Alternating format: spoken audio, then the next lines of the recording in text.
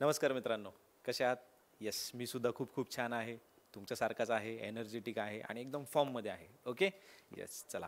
जसं आपण मागच्या सेशनमध्ये कन्सेप्ट बघितला, तसंच ह्या सेशनमध्ये सुद्धा अजून एक चांगलासा कन्सेप्ट बघूया, ज्याला एक्झाम पॉईंट ऑफ व्ह्यू असेल. ओके. आणि तो कन्सेप्टसुद्धा आपल्याला एक्झाम ओरिएंटेडच बघायचा आहे. ओके. चलो, एक छोटासा कन्सेप्ट आहे, पण महत्त्वाचा कन्सेप्ट आहे. हा कन्सेप्ट आपल्या संरक्षण क्षेत्राशी रिलेटेड तो कन्सेप्ट आहे आणि याच्याकडे बघण्याचा आपला दृष्टिकोनसुद्धा तो तसा असला पाहिजे. एक नॅशनलिस्ट असला पाहिजे, राष्ट्रवाद त्याच्यामध्ये असला पाहिजे. कारण ही एक अशी घडामोड आहे जी यशस्वी झालेली आहे. ओके. तर आपला जो कन्सेप्ट आहे दोस्तांनो आजचा, तो कुठला आहे? तर त्या ठिकाणी आपण म्हणजे भारताने किंवा भारत सरकारने त्या ठिकाणी एक चाचणी घेतली आहे आणि ती चाचणी यशस्वी झाली. आता प्रश्न आहे की ती चाचणी कशाची? तर ती एका क्षेपणास्त्राची चाचणी आहे, जिचं नाव आहे अग्नी-P. ओके. ह्या अण्वस्त्राची, ह्या क्षेपणास्त्राची चाचणी झालेली आहे दोस्तांनो, आणि ती अगदी यशस्वीरित्या ती पार पाडली गेली आहे. ओके. आता टायटल बघा, नव्या पिढीच्या अण्वस्त्रवाहू. अण्वस्त्रवाहू, अण्वस्त्र म्हणजे काय? न्यूक्लिअर. न्यूक्लिअर वाहणारा असा तो क्षेपणास्त्र, ज्याचं नाव काय? अग्नी-P. याची चाचणी कशी ठरली आहे? यशस्वी ठरली आहे. आपल्याला समोर एक इमेज दाखवलेली आहे दोस्तांनो, दिलेली आहे. हे असं ते क्षेपणास्त्र आहे, हे अग्नी-Pचं चित्र आहे, जे इथे काढण्याचा प्रयत्न केला आहे. ओके. इथे टाकण्याचा तो प्रयत्न केला आहे, सर्च केला आहे. क्लिअर? येस. चला नेक्स्ट बघूया. ह्या नेहमीप्रमाणे आपण ज्या सर्व सेशन्समध्ये सांगत असतो, तसंच ह्या सेशन्समध्ये सुद्धा दोस्तांनो, ह्या काही रिलायबल परिवाराअंतर्गत, रिलायबल संस्थेच्या अंतर्गत किंवा रिलायबल हेडिंगच्या अंतर्गत आपण काही सेवा देतो. तर त्या सेवा तुम्हाला सांगणं माझं कर्तव्य आहे, जेणेकरून महाराष्ट्राच्या विविध क्षेत्रापर्यंत हा व्हिडिओ पोहोचत जाईल आणि आणखी त्याचा जो प्रभाव वाढत गेला, तर ही जी सेवा आपण रिलायबल स्पर्धा परीक्षेच्या अंतर्गत देतो, ही याचा फायदा प्रत्येक विद्यार्थ्याला त्या ठिकाणी घेता येईल. आता ह्या सेवा नेमका काय काय? तर त्या ठिकाणी राज्यसेवेची जी बॅच आहे आणि त्यामध्ये पूर्व, मुख्य व मुलाखत प्लस PSI, STI आणि ASO, पूर्व, मुख्य व मुलाखत ह्या बॅचेस आपण त्या ठिकाणी चालू केलेल्या आहेत. ह्या चालू आहेत आणि या ठिकाणी आपण ऑफिसला येऊन त्याची एन्क्वायरी करू शकता. आता हे जे 2 कोर्सेस आहेत, हे ऑफलाईन सोबतच त्या ठिकाणी आपण ऑनलाईन सर्व्हिस सुद्धा चालू केलेली आहे दोस्तांनो. म्हणजे हे जे कोर्सेस आहे, हे तुम्हाला ऑनलाईन सुद्धा त्या ठिकाणी याचा लाभ घेता येईल. ओके. आणि ही काही अजून माहिती दिलेली आहे या ठिकाणी. आणखी ज्या काही सेवा आपण देत असतो रिलायबल स्पर्धा परीक्षेच्या अंतर्गत, तर ह्या काही सेवांचा त्या ठिकाणी संदर्भ आहे. अजून तुम्हाला संदर्भ द्यायचा आहे दोस्तांनो, की त्या ठिकाणी आपले रिलायबल अंतर्गत रजिस्टर्ड स्कूलसुद्धा आहे, आपली एक शाळासुद्धा आहे, ज्या ठिकाणी आपण एक गुरुकुल चालवतो. ओके. गुरुकुल चालवित आहोत. त्या गुरुकुलाच्या अंतर्गत त्या ठिकाणी प्रशासकीय अधिकारी घडवणारी ही देशातील पहिली शाळा व निवासी गुरुकुल आहे. म्हणजे आज तुम्ही आणि मी स्पर्धा परीक्षेची तयारी करतोय. ओके. असेच विविध महाराष्ट्रामध्ये जवळपास लाखो लोक याची तयारी करत आहेत. तर ही जी तयारी आहे दोस्तांनो, ही आपण केव्हापासून करतोय? तर हे आपण ग्रॅज्युएशनमध्ये आल्यावर किंवा ग्रॅज्युएशन झाल्यावर, किंवा खूप रेअर असा क्राऊड आहे जो 11वी-12वीपासून ह्या तयारीला लागतोय. पण ह्या शाळेअंतर्गत किंवा ह्या गुरुकुलाअंतर्गत ही जी तयारी आहे, ही आपण शालेय विद्यार्थ्यांकडूनच करून घेणार आहे. म्हणजे त्या ठिकाणी उद्या भविष्यामध्ये जर त्या व्यक्तीला, त्या मुलाला, त्या विद्यार्थ्याला जर अधिकारी व्हायचं असेल, तर त्या ठिकाणी त्याची जी ट्रेनिंग असेल ती कदाचित पहिलीपासूनच सुरू होऊन जाईल. ओके. पहिलीपासूनच त्याला ती ट्रेनिंग, त्याचा जो बेस आहे, MPSCला लागणारा, UPSCला लागणारा त्याचा जो बेस आहे, हा त्या ठिकाणी कव्हरअप केला जाईल, त्या ठिकाणी तयार केला जाईल. आणि भविष्यामध्ये ज्या वेळेला हा विद्यार्थी ग्रॅज्युएट होऊन बाहेर पडेल, तर कदाचित त्याचा जो पुढचा प्रवास असेल अधिकारी होण्याचा, तो कमी होऊन जाईल. ओके. तर लवकरात लवकर त्या ठिकाणी त्याची जी पोस्ट आहे ती ग्रास्प करू शकतो, ती ॲक्वायर करू शकतो, ती घेऊ शकतो, मिळवू शकतो. ओके. किंबहुना असं म्हणूया, तो जिंकू शकतो. क्लिअर? तर ही एक अशी शाळा आहे. त्यावरती जर तुमच्या संपर्कातलं कोणी असेल तर त्या ठिकाणी त्यांना ह्या गोष्टीचा, ह्या सेवेचा निश्चित लाभ घेता येऊ शकतो. ओके. अधिक संपर्कासाठी तुम्हाला त्या ठिकाणी इथे ॲड्रेसही दिला आहे दोस्तांनो, आणि आपल्या रिलायबल संस्थेचा त्या ठिकाणी ट्रेडमार्कही आहे, तुम्ही त्याच्यावरती सर्च करू शकता. ओके. अजून त्या ठिकाणी आपण आता अलीकडेच सेवा देतो दोस्तांनो. तर आपण त्या ठिकाणी वर्ल्ड क्लास 60 आणि वर्ल्ड क्लास 72 नावाचे हे जे 2 कोर्सेस आहे, कोर्सेस म्हणण्यापेक्षा हे सुद्धा एक हॉस्टेल सेवा आहे. जी हॉस्टेल म्हणण्यापेक्षा त्याला प्रॉपर एक वर्ड आहे, गुरुकुल. ओके. जसं गुरुकुल त्या ठिकाणी होतं मागच्या स्लाईडमध्ये शालेयासाठी, तर हे याचप्रमाणे हे गुरुकुल हे आपल्या ग्रॅज्युएट्स मुलांसाठी किंवा जे ग्रॅज्युएट झालेले आहेत त्यांच्यासाठी ते असणार आहे. ओके, यामध्ये सुद्धा 60 हा आकडा आहे दोस्तांनो, 72 हा आकडा आहे. म्हणजे इथे लिमिटेड सीट्स आहेत. एक वर्ल्ड क्लास 60मध्ये फक्त 60 मुलं त्या ठिकाणी असतात, प्लस 72मध्ये 72 मुलं त्या ठिकाणी आहेत. ह्यांना सुद्धा आपण कंटिन्युअसली 24 तास त्यांना अधिकारी होण्याची ट्रेनिंग कशी देता येईल तर त्याच्यावरती आकाश सर, आदरणीय धनंजय आकाश सर त्या ठिकाणी प्रयत्न करत असतात. ओके, चला या ठिकाणी बघा दोस्तांनो, क्लिअर. चला, हे काही वैशिष्ट्य आहेत जे त्या ठिकाणी तुम्हाला दिसत आहेत. ओके, चला येऊया आपल्या टॉपिककडे.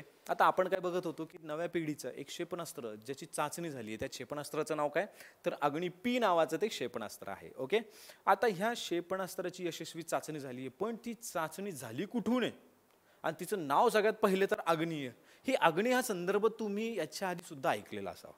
ओके, अग्नी 1 ऐकलेला असावा, 2, 3, 4, 5 पर्यंत तुम्ही अग्नी ऐकलेले, पण हे आता अग्नी पी याचा संदर्भ दिसतो. पी म्हणजे त्या ठिकाणी आता त्याच्या जो मारा असेल, त्याची जी मारक क्षमता आहे त्याच्यामध्ये सुद्धा त्या ठिकाणी व्हेरिएशन्स आहेत, तेही आपल्याला बघायचे. सगळ्यात पहिले परीक्षाभिमुख डेटा काय तर सगळ्यात पहिले तर याची चाचणी कुठून घेण्यात आली, तळाचं नाव काय विचारलं जातं. तर दोस्तांनो बघा, त्या ठिकाणी उडीसाच्या किनारपट्टीवरती एक बालासोर नावाचं ठिकाण आहे. ओके, आणि त्या ठिकाणाच्या तिथे एक APJ अब्दुल कलाम नावाचं एक बेट आहे दोस्तांनो. ज्या बेटावर त्या ठिकाणी संरक्षण संशोधन आणि विकास संघटना, म्हणजे त्याला आपण DRDO असं म्हणतो, हे DRDO त्या ठिकाणी अण्वस्त्रांची चाचणी घेत असतं. ओके, त्या ठिकाणी त्या बेटाची निर्मितीच अशी केली गेलेली आहे की त्या ठिकाणी आपल्या DRDOला defence research and development organisation असा त्याचा लॉंग फॉर्म आहे दोस्तांनो. 1958ला म्हणजे ही जी संघटना आहे 1958ला याची स्थापना झाली आहे आणि आताचे याचे जे अध्यक्ष आहेत, चेअरपर्सन, हे जी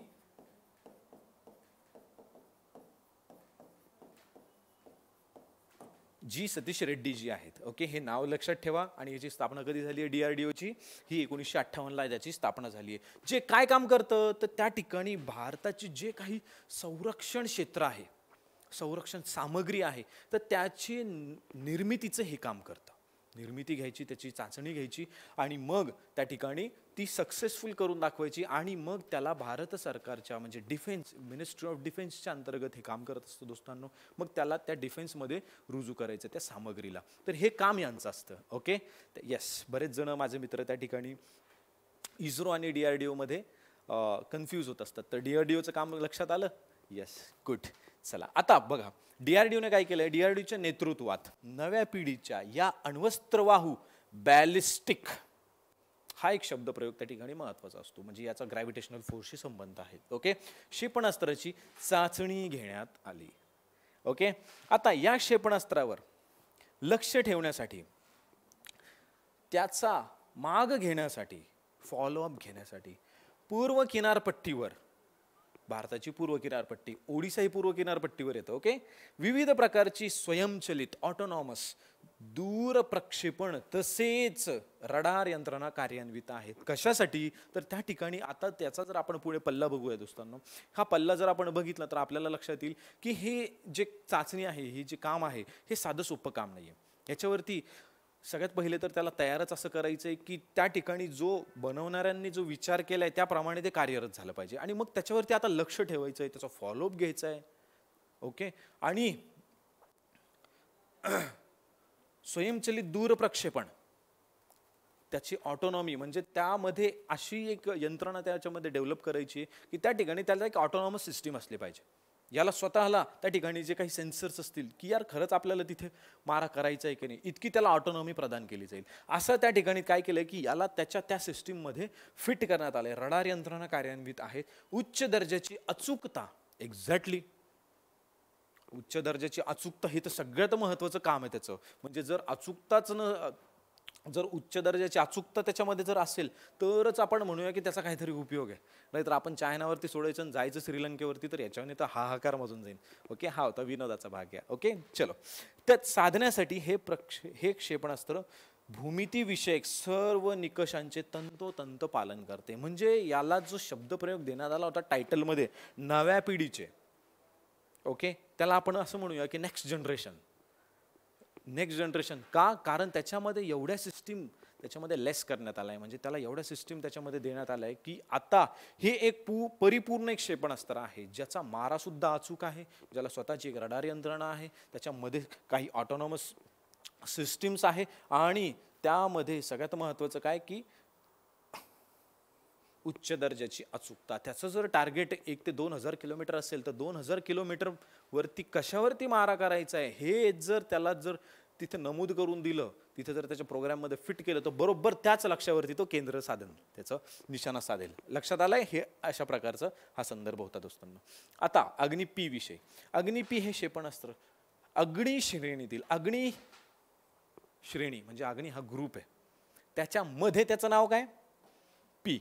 नव्या पिढीचे प्रगत क्षेपणास्त्र आहे. आता जस्ट बघितलं का आपण? परफेक्ट. ते कॅनिस्टराइज्ड क्षेपणास्त्र असून त्याची 1,000 ते 2,000 किलोमीटर पर्यंत मारा करण्याची क्षमता आहे. कॅनिस्टराइज्ड याचा अर्थ असा होतो दोस्तांनो की त्या मिसाईल मध्ये एक असा बॉक्स तयार केला जातो जो हॉलो असतो, स्पेस असतो त्याच्यामध्ये, आणि त्याच्यामध्ये आपण काय ठेवू शकतो? तर त्याच्यामध्ये आपण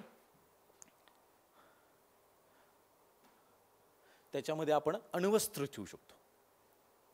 काय ठेवू शकतो? त्याच्यामध्ये आपण अण्वस्त्र ठेवू शकतो. लक्षात आलंय? त्याच्यामध्ये तसा स्पेसच करून देण्यात आलाय की त्यामध्ये तुम्ही पाहिजे तेवढी तुम्हाला तुमचं जसं टार्गेट असेल तसं तुम्ही त्याच्यामध्ये अण्वस्त्र ठेवू शकतात, आणि त्या अण्वस्त्रांच्या क्वांटिटीवरती त्याचे हल्ला करण्याची क्षमता डिपेंड असेल. Okay, getting? तर हे त्याच्याबद्दल होतं. आता जर मी तुम्हाला सरळ सरळ प्रश्न विचारला की सांगा दोस्तांनो, अग्निपीची मारक क्षमता किती असेल, तर तुमचं उत्तर काय असेल? 100% 1 ते 2,000 किलोमीटर असेल सर. ओके, तर या ठिकाणी DRDOचं हे चित्र दिलंय दोस्तांनो, त्यांचा लोगो आहे, आणि DRDOच्या अंतर्गत ते काय काय निर्माण करतात, तर काही फायटर प्लेन्स आहेत, मिसाईल्स आहेत, जेट्स आहेत, तर याची निर्मिती त्या DRDO मार्फत ती केली जाते. ओके, त्यानंतर अग्नीची मालिका. आता अग्नीच्या संदर्भाला अग्नी एक मालिका होती, एक सिरीज होती, एक ग्रुप होता. ओके, त्याच्या अंतर्गत पी हा शब्द आला.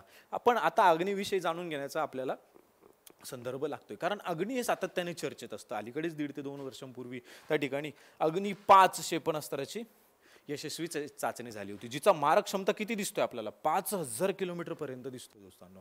म्हणून ह्या ज्या श्रेणी आहे, तर क्षेपणास्त्रामध्ये ब्राह्मोस नंतर अग्नीला एक अनन्यसाधारण महत्त्व प्राप्त आहे, जे आपण एक ओझरता त्याचा आढावा घेऊन टाकू. ओके, बघा, अग्नीची मालिका. स्वदेशी अग्नी क्षेपणास्त्र जमिनीवर मारा करणारे. म्हणजे प्रश्नामध्ये जर त्याचं स्वरूप विचारण्यात आलं तर याचं स्वरूप कसं आहे? जमिनीवर मारा, म्हणजे जमिनीवरतूनच ते सोडलं जाणार, आणि त्याचं टार्गेट हे कुठे असणार? जमिनीवरतीच असणार. एवढं लक्षात ठेवायचं. ओके, चलो. करणारे दीर्घ पल्ला. यस, 1 ते 2,000 किलोमीटर हा दीर्घ पल्ला आहे. तोच संदर्भ इथे वापरलाय. ओके, करणारे दीर्घ पल्ल्याचे क्षेपणास्त्र आहे. भारताच्या संरक्षण संशोधन व विकास संस्था DRDO, defence research and development organisation, clear करून विकसित करण्यात आले आहे. या क्षेपणास्त्राच्या मालिकेमध्ये आतापर्यंत मारा करण्याच्या शक्तीनुसार 5 प्रकार विकसित करण्यात आले आहेत. ते 5 प्रकार कुठले? तर त्याच्या पल्ल्यावरनं त्याचे प्रकार ठरतात. आता किती पल्ले दिसत आहेत दोस्तांनो? इथे 5 प्रकार दिसत आहेत. ओके, हे 5 प्रकार कुठले? तर अग्नी 1, म्हणजे क्रमांक जसं जसं वाढत गेलाय तसं तसं त्याचं रेंज, त्याची नेटवर्क, त्याची पॉवरफुलनेस, त्याचा मारा वाढत गेलाय, क्षमता वाढत गेली. जसं की अग्नी 1 700 किलोमीटर पर्यंतचा त्याचा मारा होता. त्यानंतर अग्नी 2 2,000 किलोमीटर पर्यंत त्याचा मारा ठेवण्यात आला. त्यानंतर अग्नी 3 3,000 किलोमीटर पर्यंतचा त्याचा, 4 4,000, 5 5,000 किलोमीटर. म्हणजे यानुसार जर सोडलं तर बाकीचा संदर्भ आपल्याला लक्षात राहण्याजोगा आहे. लॉजिक लावून, लिंक लावून ते सोडवता येऊ शकतं. क्लिअर? म्हणजे जरी आयोगाने थोडंसं त्याच्यामध्ये ट्विस्ट करण्याचा प्रयत्न जरी केला तरी सुद्धा आपण उत्तरापर्यंत तर पोहोचू शकतो 100%. क्लिअर दोस्तांनो? इथपर्यंत कळालं? ओके, हा एक टॉपिक होता. आशा करतो की ह्या टॉपिकला प्रमाण मानून जेवढे आपल्या सिलेबसला क्षेपणास्त्र असतात किंवा आणखी काही घडामोडी असतात तर त्याचे नोट्स तुम्ही आता काढू शकता. Okay, yes. जर दोस्तांनो तुम्हाला जर हे सेशन व्यवस्थित वाटलं असेल तर त्या ठिकाणी आपण त्या ठिकाणी तुम्हाला लाईक आणि कमेंट त्या सेक्शन दिलेलं आहे, त्याच्यामध्ये तुम्ही तुमचं मत मांडू शकता, नोंदवू शकता. ओके, काही बेटरमेंट असेल तर अजूनही त्यावरती काम केलं जातं आहे, ते अजूनही केलं जाईल. ती एक निरंतर प्रक्रिया आहे. पण तुम्हाला काय करायचं आहे तर सगळ्यात पहिले आपलं यूट्यूबचं जे चॅनल आहे दोस्तांनो त्याला सबस्क्राईब करायचं आहे. प्लस या संदर्भातले जे नोट्स आहेत हे मी आपलं जे रिलायबल SPK नावाचं टेलिग्राम चॅनल आहे त्याच्यावरती मी ते अपलोड करणार आहे. म्हणजे अधिक माहितीसाठी तुम्ही त्या चॅनलवरती सुद्धा भेट देऊ शकता, त्याला तुम्ही कनेक्ट करू शकता. ओके, असंच परत भेटूया दोस्तांनो नेक्स्ट सेशनमध्ये. अजून एखादा चांगला सेशन, एखादा टॉपिक जो एक्झाम ओरिएंटेड असेल तो घेऊन या. ओके, क्लिअर, चालेल, चला भेटूया. Stay tuned. थँक्यू.